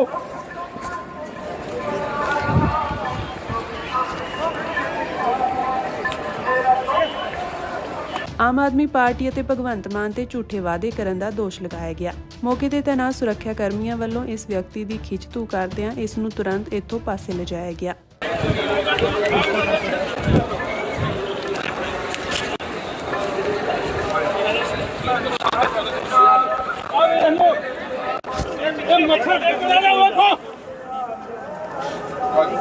मथा टेकना सबांधिया सिर तो रूप रसा होना प्रसाद लिया करो, जाया करो, ਨਾ ਖਾਇਆ ਕਰੋ ਤੇ ਘਰ ਨੂੰ ਜਾਇਆ ਕਰੋ। ਸਾਡਾ ਕਰਕੇ ਸਾਰਾ ਬੜਾ ਕਰਕੇ ਹੋਇਆ ਕਿ ਵੇਖ ਰਹੇ ਹੋ ਕਿ ਅਸੀਂ ਆਪਦੇ ਨੁਮਾਇੰਦੇ ਫੜੀਏ ਜਿਨ੍ਹਾਂ ਨੂੰ ਹਰ ਸਾਲ ਵੋਟਾਂ ਪਾਉਂਦੇ ਆ, ਉਹਨਾਂ ਨੂੰ ਅਸੀਂ ਪੁੱਛੀਏ ਕਿ ਕੀ ਪੰਜਾਬ ਸ਼ਾਮਲਾਟ ਆ ਵੀ ਜਿਹਨੂੰ ਜਿਹੜਾ ਮਰਜ਼ੀ ਆ ਕੇ ਮੰਨ ਲਊਗਾ ਤੇ ਪੰਜਾਬ ਦੇ ਲੋਕਾਂ ਕੋਲ ਸਿਰਫ ਉਹਨਾਂ ਸੂਬਿਆਂ 'ਚ ਘੁੰਮਣ ਦਾ ਅਧਿਕਾਰ ਵੀ ਨਹੀਂ। ਇਹ ਉਹ ਲੋਕ ਨੇ ਜਿਨ੍ਹਾਂ ਨੇ ਧਾਰਾ 370 ਟੁੱਟਣ ਤੇ ਤਾੜੀਆਂ ਮਾਰੀਆਂ ਸੀ, ਜਿਨ੍ਹਾਂ ਨੇ ਖਿੱਲੀ ਉਡਾਈ ਸੀ ਕਸ਼ਮੀਰ ਦੀ, ਤੇ ਉਹੀ ਐਕਟ ਉਹੀ ਧਾਰਾਵਾਂ ਸਿੱਧੇ ਰੂਪ 'ਚ ਆਪਦੇ ਸੂਬੇ 'ਚ ਲਾ ਕੇ ਬੈਠੇ ਕਿ ਬਾਹਰੋਂ ਆ ਨਾ ਸਕੇ। ਵਿਦਿਆਰਥੀ ਜਥੇਬੰਦੀ ਸੱਥ ਨੇ ਹਿਮਾਚਲ ਵਿੱਚ ਸਿੱਖ ਨੌਜਵਾਨਾਂ ਨਾਲ ਹੋਈ ਘਟਨਾ ਦੀ ਨਿਖੇਧੀ ਕੀਤੀ ਹੈ। ਸੱਥ ਦੇ ਆਗੂਆਂ ਨੇ ਕਿਹਾ ਕਿ ਨੌਜਵਾਨ ਹਿਮਾਚਲ ਵਿੱਚ ਸਿੱਖ ਧਾਰਮਿਕ ਸਥਾਨਾਂ ਤੇ ਮੱਥਾ ਟੇਕਣ ਜਾਂ ਫਿਰ ਘੁੰਮਣ ਫਿਰਨ ਲਈ ਜਾਂਦੇ ਹਨ। ਪਿਛਲੇ ਕਾਫੀ ਸਮੇਂ ਤੋਂ ਇਹ ਘਟਨਾਵਾਂ ਵੇਖਣ ਨੂੰ ਮਿਲ ਰਹੀਆਂ ਹਨ ਕਿ ਹਿਮਾਚਲ ਦੇ ਲੋਕਾਂ ਵੱਲੋਂ ਪੰਜਾਬੀਆਂ ਤੇ ਖਾਸ ਕਰਕੇ ਸਿੱਖ ਪਹਿਚਾਣ ਵਾਲੇ ਲੋਕਾਂ ਨੂੰ ਨਿਸ਼ਾਨਾ ਬਣਾਇਆ ਜਾਂਦਾ ਹੈ। ਉਹਨਾਂ ਕਿਹਾ ਕਿ ਤਾਜ਼ਾ ਘਟਨਾ ਵਿੱਚ ਸਿੱਖ ਨੌਜਵਾਨਾਂ ਨਾਲ ਗਾਲੀ ਗਲੋਚ ਕੀਤੀ ਗਈ, ਉਹਨਾਂ ਦੀ ਬਾਈਕ ਤੋਂ ਖਾਲਸਾਈ ਝੰਡੇ ਉਤਾਰੇ ਗਏ ਤੇ ਇੰਨਾ ਹੀ ਨਹੀਂ ਸੰਤਾਂ ਦੀ ਤਸਵੀਰ ਦੀ ਵੀ ਬੇਅਦਬੀ ਕੀਤੀ ਗਈ। ਉਹਨਾਂ ਕਿਹਾ ਕਿ ਪ੍ਰਸ਼ਾਸਨ ਵੀ ਇਸ ਮਾਮਲੇ ਵਿੱਚ ਉਹਨਾਂ ਦਾ ਸਾਥ ਦਿੰਦਾ ਹੈ। ਤਾਂ ਉੱਥੇ ਉਹਨਾਂ ਦੇ ਨਾਲ ਜਿਹੜਾ ਵਤੀਰਾ ਪਿਛਲੇ 2-3 ਦਿਨਾਂ 'ਚ ਵੇਖਣ ਨੂੰ ਮਿਲਿਆ, ਜਿਹੜਾ ਹਰ ਸਾਲ ਵੇਖਣ ਨੂੰ ਮਿਲਦਾ ਆ ਕਿ ਜਿਹੜੇ ਸਿੱਖਾਂ ਦੇ ਮੋਟਰਸਾਈਕਲਾਂ ਤੇ ਲੱਗੇ ਝੰਡੇ ਆ, ਚਾਹੇ ਉਹ ਖਾਲਸਾਈ ਨਿਸ਼ਾਨ ਹੋਣ, ਚਾਹੇ ਉਹ ਸੰਤਾਂ ਦੀ ਤਸਵੀਰ ਹੋਵੇ, ਵੀ ਪਹਾੜੀ ਲੋਕਾਂ ਵੱਲੋਂ ਉਹਨਾਂ ਨੂੰ ਘੇਰਿਆ ਜਾਂਦਾ ਆ, ਉਹਨਾਂ ਨਾਲ ਮਾਰਕਟਾਈ ਕੀਤੀ ਜਾਂਦੀ ਆ। ਤੇ ਅੱਜ ਇਹ ਵੀ ਵੀਡੀਓ ਆਈ ਆ ਕਿ ਇੱਕ ਪਹਾੜੀਏ ਨੇ ਉਹ ਸੰਤਾਂ ਦੇ ਤਸਵੀਰ ਵਾਲਾ ਝੰਡਾ ਉਤਾਰ ਕੇ ਉਹਦੀ ਬੇਅਦਬੀ ਕੀਤੀ ਪੈਰਾਂ ਥੱਲੇ। ਤਾਂ ਇਹ ਮਸਲਾ ਬਹੁਤ ਸੀਰੀਅਸ ਆ ਵੀ ਦੋਵਾਂ ਸੂਬਿਆਂ ਦੀ ਸਰਕਾਰਾਂ ਨੂੰ ਇਸ ਪਾਸੇ ਧਿਆਨ ਦੇਣਾ ਚਾਹੀਦਾ। ਸੱਥ ਆਗੂ ਨੇ ਕਿਹਾ ਕਿ ਹਿਮਾਚਲ ਦੇ ਨੌਜਵਾਨ ਚੰਡੀਗੜ੍ਹ ਦੇ ਕਾਲਜਾਂ ਯੂਨੀਵਰਸਿਟੀਆਂ ਵਿੱਚ ਪੜ੍ਹਦੇ ਹਨ, ਪੰਜਾਬ ਵਿੱਚ ਜ਼ਮੀਨਾਂ ਖਰੀਦ ਰਹੇ ਹਨ, ਵੱਡੇ ਅਹੁਦਿਆਂ ਤੇ ਭਰਤੀ ਹਨ, ਪਰ ਪੰਜਾਬ ਦੇ ਨੌਜਵਾਨਾਂ ਨੂੰ ਹਿਮਾਚਲ ਦੇ ਵਿੱਚ ਟੂਰਿਜ਼ਮ ਲਈ ਵੀ ਨਹੀਂ ਜਾਣ ਦਿੱਤਾ ਜਾ ਰਿਹਾ। ਉਹਨਾਂ ਕਿਹਾ ਕਿ ਪੰਜਾਬ ਵਿੱਚ ਅੱਜ ਤੱਕ ਇਹੋ ਜਿਹੀ ਇੱਕ ਵੀ ਘਟਨਾ ਸਾਹਮਣੇ ਨਹੀਂ ਆਈ ਕਿ ਕਿਸੇ ਹਿਮਾਚਲ ਦੇ ਵਿਅਕਤੀ ਨੂੰ ਉਸ ਦੀ ਪਹਿਚਾਣ ਕਰਕੇ ਨਿਸ਼ਾਨਾ ਬਣਾਇਆ ਗਿਆ ਹੋਵੇ। ਹਿਮਾਚਲ ਵਿੱਚ ਪੰਜਾਬ ਦਾ ਕੋਈ ਵੀ ਵਿਅਕਤੀ ਜ਼ਮੀਨ ਨਹੀਂ ਖਰੀਦ ਸਕਦਾ, ਪਰ ਪੰਜਾਬ ਨੂੰ ਸ਼ਾਮਲਾਟ ਦੀ ਤਰ੍ਹਾਂ ਵਰਤਿਆ ਜਾ ਰਿਹਾ ਹੈ। ਪੰਜਾਬ ਦੇ ਨੌਜਵਾਨ ਨੌਕਰੀਆਂ ਲਈ ਤਰਸ ਰਹੇ ਹਨ, ਪਰ ਦੂਜੇ ਸੂਬੇ ਦੇ ਲੋਕ ਇੱਥੇ ਨੌਕਰੀਆਂ ਕਰ ਰਹੇ ਹਨ। ਇੱਥੇ ਹਿਮਾਚਲੀ ਅਤੇ ਪ੍ਰਵਾਸੀ ਲਗਾਤਾਰ ਪੰਜਾਬ ਦੀ ਡੈਮੋਗ੍ਰਾਫੀ ਬਦਲ ਰਹੇ ਹਨ ਕਿ ਜਿੱਥੇ ਤਾਂ ਸਾਰੇ ਪਹਾੜੀਏ ਲੋਕ ਜਿਹੜੇ ਹਿਮਾਚਲ ਤੋਂ ਆ ਕੇ Punjab University Chandigarh, tricity ਦੇ ਜਿੰਨੇ ਐਜੂਕੇਸ਼ਨਲ ਇੰਸਟੀਚਿਊਟ ਆ ਉਹਦੇ ਵਿੱਚ ਉਹ ਪੜ੍ਹ ਰਹੇ ਆ, ਉਹਦੇ ਵਿੱਚ ਉਹ ਨੌਕਰੀਆਂ ਕਰ ਰਹੇ ਆ, ਉਹਦੀਆਂ ਮੈਸਾਂ ਕੰਟੀਨਾਂ ਦੇ ਠੇਕੇ ਇਹਨਾਂ ਕੋਲ ਆ। ਇਸ ਤੋਂ ਇਲਾਵਾ ਪੰਜਾਬ ਦੀਆਂ ਜਿੰਨੀਆਂ ਸਿੱਖਿਆ ਸੰਸਥਾਵਾਂ ਨੇ ਉਹਦੇ ਵਿੱਚ ਵੱਡੇ ਅਹੁਦਿਆਂ ਦੇ ਉੱਤੇ ਤੈਨਾਤ ਨੇ, ਉਹ teaching, non teaching staff, clerical, ਵੀ ਕਹਿ ਸਕਦੇ ਆ ਕਿ ਹਿਮਾਚਲ ਦੀ ਇਕਨੋਮੀ ਜਿਹੜੀ ਆ ਉਹਨਾਂ ਦਾ ਇੱਕ ਬਹੁਤ ਵੱਡੀ ਗਿਣਤੀ ਵਰਕ ਫੋਰਸ ਪੰਜਾਬ ਦੀ ਧਰਤੀ ਤੇ ਆ ਕੇ ਰੁਜ਼ਗਾਰ ਕਰਕੇ ਆਪਦੇ ਪਰਿਵਾਰ ਪਾਲ ਰਹੀ ਆ। ਉਹ ਇੱਥੇ ਖਰੜ, ਮੋਹਾਲੀ, ਟਰਾਈ ਸਿਟੀ ਦੇ ਦੁਆਲੇ ਜਿਹੜੇ ਫਲੈਟ ਖਰੀਦ ਰਹੇ ਆ, ਪ੍ਰਾਪਰਟੀ ਖਰੀਦ ਰਹੇ ਆ, ਉਹਦੇ ਮਾਲਕ ਬਣ ਰਹੇ ਆ ਤੇ ਪੰਜਾਬ ਦਿਨੋਂ ਦਿਨ ਸੁੰਗੜਦਾ ਜਾ ਰਿਹਾ। ਤੇ ਉਸੇ ਟਾਈਮ ਪੰਜਾਬ ਦੇ ਲੋਕ ਹਿਮਾਚਲ 'ਚ ਇੱਕ ਮਰਲਾ ਖਰੀਦ ਨਹੀਂ ਸਕਦੇ, ਵੀ ਉਹ ਸਿਰਫ ਉੱਥੇ ਘੁੰਮਣ ਜਾ ਰਹੇ ਆ। ਤੇ ਉੱਥੇ ਉਹਨਾਂ ਦੇ ਖਿਲਾਫ ਜਿੰਨੀ ਹੋਸਟਿਲਿਟੀ ਪਹਾੜੀਆਂ ਦੇ ਵਿੱਚ ਆ ਕਿ ਇੱਕ ਨਿੱਘੀ ਜੀ ਘਟਨਾ ਦੇ ਵਿੱਚ ਇਹ ਨਹੀਂ ਦੇਖਣਾ ਵੀ ਗਲਤੀ ਕਿਹਦੀ ਆ, ਵੀ ਭੀੜ ਦੇ ਰੂਪ 'ਚ ਇਕੱਠੇ ਹੋ ਕੇ ਤੁਸੀਂ ਸਿੱਖਾਂ ਦੀ ਦਸਤਾਰਾਂ ਦੀ ਬੇਅਦਬੀ ਕਰ ਦਿਓ, ਉਹਨਾਂ ਦੇ ਵਹੀਕਲ ਭੰਨ ਦਿਓ, ਉਹਨਾਂ ਦੇ ਜਿਹੜੇ ਮੋਟਰਸਾਈਕਲਾਂ ਤੇ ਲੱਗੇ ਧਾਰਮਿਕ ਨਿਸ਼ਾਨ ਆ ਉਹਦੀ ਬੇਅਦਬੀ ਕਰ ਦਿਓ। ਤਾਂ ਇਹ ਜਿਹੜੀ ਚੀਜ਼ ਆ ਆਉਣ ਵਾਲੇ ਸਮੇਂ ਦੇ ਵਿੱਚ ਫਲੇਅਰ ਅਪ ਹੋ ਸਕਦੀ ਆ ਵੀ ਪੰਜਾਬ ਦੇ ਲੋਕ ਪਹਿਲਾਂ ਹੀ ਬਹੁਤ ਜ਼ਿਆਦਾ ਮਤਲਬ ਇਸ ਚੀਜ਼ ਤੋਂ ਲੈ ਕੇ ਪਰੇਸ਼ਾਨ ਆ ਵੀ ਇੱਕ ਛੋਟਾ ਜਿਹਾ ਖਿੱਤਾ ਸਾਡੇ ਕੋਲ ਬਚਿਆ ਆ, ਵੀ ਉਹਦੇ ਵਿੱਚ ਚਾਹੇ ਉਹ ਪਹਾੜੀ ਲੋਕ ਹੋਣ, ਚਾਹੇ ਉਹ ਜੰਮੂ ਤੋਂ ਗੁੱਜਰ ਆਉਂਦੇ ਹੋਣ, ਚਾਹੇ ਉਹ ਯੂਪੀ ਬਿਹਾਰ ਤੋਂ ਪ੍ਰਵਾਸੀ ਹੋਣ, ਵੀ ਪੰਜਾਬ ਇੱਕ ਸ਼ਾਮਲਾਟ ਦੇ ਵਾਂਗ ਟਰੀਟ ਕੀਤਾ ਜਾ ਰਿਹਾ ਵੀ ਜਿੱਥੇ ਜਿਹਦਾ ਜੀ ਕਰਦਾ ਆ ਕੇ ਆਪਦਾ ਘਰ ਪਾ ਕੇ ਬਹਿ ਜਾਂਦਾ। ਪਰ ਦੂਜੇ ਪਾਸੇ ਜੇ ਪੰਜਾਬ ਦੇ ਲੋਕਾਂ ਕੋਲ ਇੱਕੋ ਇੱਕ ਕਿੱਤਾ ਰੁਜ਼ਗਾਰ ਜਿਹੜਾ ਸੀ ਖੇਤੀ ਹੀ, ਵੀ ਉਹਨੇ ਜੇ ਯੂਪੀ 'ਚ ਜ਼ਮੀਨ ਖਰੀਦੀ, ਉੱਤਰਾਖੰਡ 'ਚ ਖਰੀਦੀ ਤਾਂ ਉੱਤਰਾਖੰਡ 'ਚ ਰੋਕ ਲੱਗ ਗਈ, ਜ਼ਮੀਨ ਖਰੀਦ ਨਹੀਂ ਸਕਦੇ। ਹਿਮਾਚਲ 'ਚ ਰੋਕ ਆ, ਤੁਸੀਂ ਪ੍ਰਾਪਰਟੀ ਖਰੀਦ ਨਹੀਂ ਸਕਦੇ। ਰਾਜਸਥਾਨ 'ਚ ਰੋਕ ਆ, ਤੁਸੀਂ ਪ੍ਰਾਪਰਟੀ ਖਰੀਦ ਨਹੀਂ ਸਕਦੇ। ਪਰ ਪੰਜਾਬ ਨੂੰ ਇੱਕ ਸ਼ਾਮਲਾਟ ਬਣਾਇਆ ਵੀ ਇੱਥੇ ਮਿੱਥ ਕੇ ਪੰਜਾਬ ਦੀ ਡੈਮੋਗ੍ਰਾਫੀ ਜਿਹੜੀ ਰੋਜ਼ ਲੋਕ ਸਮੱਸਿਆਵਾਂ ਨਾਲ ਜੂਝ ਰਹੇ ਆ, ਪੰਜਾਬ ਦਾ ਸਾਰਾ ਕਲਚਰ ਬਦਲ ਰਿਹਾ ਇਹਨਾਂ ਕਰਕੇ, ਤੇ ਦੂਜੇ ਪਾਸੇ ਸਾਡੇ ਲੋਕਾਂ ਨੂੰ ਸਿਰਫ ਘੁੰਮਣ ਵੀ ਜਾਣ ਨਹੀਂ ਦਿੰਦੇ। ਸੱਥ ਨੇ ਪੰਜਾਬ ਦੇ ਨੌਜਵਾਨਾਂ ਨੂੰ ਅਪੀਲ ਕੀਤੀ ਹੈ ਕਿ ਇਸ ਗੰਭੀਰ ਮਸਲੇ ਤੇ ਆਪਣੀ ਆਵਾਜ਼ ਬੁਲੰਦ ਕਰਨ ਅਤੇ ਪੰਜਾਬ ਵਿੱਚ ਚੁਣੇ ਆਪਣੇ ਨੁਮਾਇੰਦਿਆਂ ਤੋਂ ਸਵਾਲ ਪੁੱਛੋ ਕਿ ਪੰਜਾਬ ਨੂੰ ਸ਼ਾਮਲਾਟ ਦੀ ਤਰ੍ਹਾਂ ਕਿਉਂ ਵਰਤਿਆ ਜਾ ਰਿਹਾ ਹੈ। ਸੋ ਵਿਦਿਆਰਥੀ ਜਥੇਬੰਦੀ ਸੱਥ ਪੰਜਾਬ ਦੇ ਲੋਕਾਂ ਨੂੰ ਅਪੀਲ ਕਰਦੀ ਆ ਕਿ ਅਸੀਂ ਆਪਦੇ ਨੁਮਾਇੰਦੇ ਫੜੀਏ ਜਿਨ੍ਹਾਂ ਨੂੰ ਹਰ ਸਾਲ ਵੋਟਾਂ ਪਾਉਂਦੇ ਆ, ਉਹਨਾਂ ਨੂੰ ਅਸੀਂ ਪੁੱਛੀਏ ਕਿ ਕੀ ਪੰਜਾਬ ਸ਼ਾਮਲਾਟ ਆ, ਵੀ ਜਿਹਨੂੰ ਜਿਹੜਾ ਮਰਜ਼ੀ ਆ ਕੇ ਮੰਨ ਲਊਗਾ ਤੇ ਪੰਜਾਬ ਦੇ ਲੋਕਾਂ ਕੋਲ ਸਿਰਫ ਉਹਨਾਂ ਸੂਬਿਆਂ 'ਚ ਘੁੰਮਣ ਦਾ ਅਧਿਕਾਰ ਵੀ ਨਹੀਂ, ਵੀ ਆਪਣਾ ਗਿਲਾ ਉਹਨਾਂ ਪੰਜਾਬੀ ਵੀਰਾਂ ਨਾਲ ਵੀ ਹੈ ਜਿਹੜੇ ਕਹਿੰਦੇ ਤੁਸੀਂ ਲੈਣ ਕੀ ਜਾਂਦੇ ਹੋ। ਵੀ ਇਹ ਤਾਂ ਕੋਈ ਸਵਾਲ ਨਹੀਂ ਨਾ ਵੀ ਲੈਣ ਕੀ, ਦੁਨੀਆ ਨੇ ਘੁੰਮਣ ਜਾਣਾ ਹੀ ਆ। ਵੀ ਜੇ ਇੱਥੇ ਪੰਜਾਬ 'ਚ 2-3 ਲੱਖ ਰੋਜ਼ ਟੂਰਿਸਟ ਆ ਰਿਹਾ ਹੈ ਤਾਂ ਓਬਵੀਅਸ ਆ ਪੰਜਾਬ ਦੇ ਲੋਕ ਵੀ ਕਿਤੇ ਸਾਲ 'ਚ ਇੱਕ ਅੱਧੀ ਵਾਰੀ ਜਾਣਗੇ। ਤਾਂ ਉੱਥੇ ਆਪਣੇ ਲੋਕਾਂ ਨੂੰ ਸਵਾਲ ਕਰਨ ਦੀ ਥਾਂ ਤੇ ਅਸੀਂ ਆਪਦੇ ਸਿਆਸਤਦਾਨਾਂ ਨੂੰ ਸਵਾਲ ਕਰੀਏ ਕਿ ਕੀ ਪੰਜਾਬ ਦੀ ਧਰਤੀ ਹੈ ਜਿਹੜੀ ਵੀ ਉਹਦੇ ਉੱਤੇ ਕੋਈ ਵੀ ਅਧਿਕਾਰ ਜਮਾ ਸਕਦਾ ਆਪਣਾ ਆ ਕੇ। ਸੋ ਇਹ ਸਵਾਲ ਨੇ ਵੀ ਅਸੀਂ ਆਉਣ ਵਾਲੇ ਸਮੇਂ ਦੇ ਵਿੱਚ ਇੱਕ ਇਦਾਂ ਦਾ ਕਾਨੂੰਨ ਬਣੇ। ਪੰਜਾਬ ਦਾ ਨੌਜਵਾਨ ਅੱਜ ਨੌਕਰੀ ਲਈ ਤਰਾਹ ਕਰ ਰਿਹਾ ਤੇ ਸਾਰੀਆਂ ਪੋਸਟਾਂ ਦੇ ਉੱਤੇ, ਚਾਹੇ ਉਹ ਪ੍ਰਾਈਵੇਟ ਸੈਕਟਰ ਆ ਚਾਹੇ ਉਹ ਸਰਵਿਸ ਸੈਕਟਰ, ਜਿੰਨਾ ਸਰਕਾਰੀ ਮਹਿਕਮੇ ਆ ਵੀ ਉਹਨਾਂ ਵਿੱਚ ਪਹਾੜੀਏ ਧੜਾ ਭਰਤੀ ਹੋ ਰਹੇ ਆ। ਸੋ ਇਹ ਸਾਰੀਆਂ ਚੀਜ਼ਾਂ ਸਾਡੇ ਧਿਆਨ 'ਚ ਆ। ਵਿਦਿਆਰਥੀਆਂ ਨੂੰ, ਨੌਜਵਾਨਾਂ ਨੂੰ ਅਪੀਲ ਆ ਕਿ ਆਪਾਂ ਪੰਜਾਬ 'ਚ ਉਹਨਾਂ ਪੋਲੀਟੀਕਲ ਧਿਰਾਂ ਨੂੰ ਮਜ਼ਬੂਤ ਕਰੀਏ ਜਿਹੋ ਜਿਹਾ ਕਾਨੂੰਨ ਹਿਮਾਚਲ 'ਚ, ਜਿਹੋ ਜਿਹਾ ਸਪੈਸ਼ਲ ਸਟੇਟਸ ਉੱਤਰਾਖੰਡ 'ਚ। ਇਹ ਉਹ ਲੋਕ ਨੇ ਜਿਨ੍ਹਾਂ ਨੇ ਧਾਰਾ 370 ਟੁੱਟਣ ਤੇ ਤਾੜੀਆਂ ਮਾਰੀਆਂ ਸੀ, ਜਿਨ੍ਹਾਂ ਨੇ ਖਿੱਲੀ ਉਡਾਈ ਸੀ ਕਸ਼ਮੀਰ ਦੀ, ਤੇ ਉਹੀ ਐਕਟ, ਉਹੀ ਧਾਰਾਵਾਂ ਸਿੱਧੇ ਰੂਪ 'ਚ ਆਪਦੇ ਸੂਬੇ 'ਚ ਲਾ ਕੇ ਬੈਠੇ ਕਿ ਬਾਹਰੋਂ ਆ ਨਾ ਸਕੇ। ਸੋ ਆਪਾਂ ਨੂੰ ਜਿਹੜੇ ਦੋਗਲੇ ਸਟੈਂਡਰਡ ਆ ਜਿਹਦੇ ਤਹਿਤ ਸਾਡੀ ਆਇਡੈਂਟੀਟੀ ਨੂੰ ਟਾਰਗੇਟ ਕੀਤਾ ਜਾ ਰਿਹਾ, ਆਪਾਂ ਇਹਨੂੰ ਆਇਡੈਂਟੀਫਾਈ ਕਰੀਏ, ਇਸ ਚੀਜ਼ ਨੂੰ ਚੈਲੰਜ ਕਰੀਏ ਤੇ ਪੰਜਾਬ 'ਚ ਉਹ ਧਿਰ ਲਿਆਈਏ ਜਿਹੜੀ ਪੰਜਾਬ ਦਾ ਸਪੈਸ਼ਲ ਸਟੇਟਸ ਵਾਲੇ ਪਾਸੇ ਕੋਈ ਕਦਮ ਚੁੱਕੇ। ਵਾਹਿਗੁਰੂ ਜੀ ਕਾ ਖਾਲਸਾ, ਵਾਹਿਗੁਰੂ ਜੀ ਕੀ ਫਤਿਹ।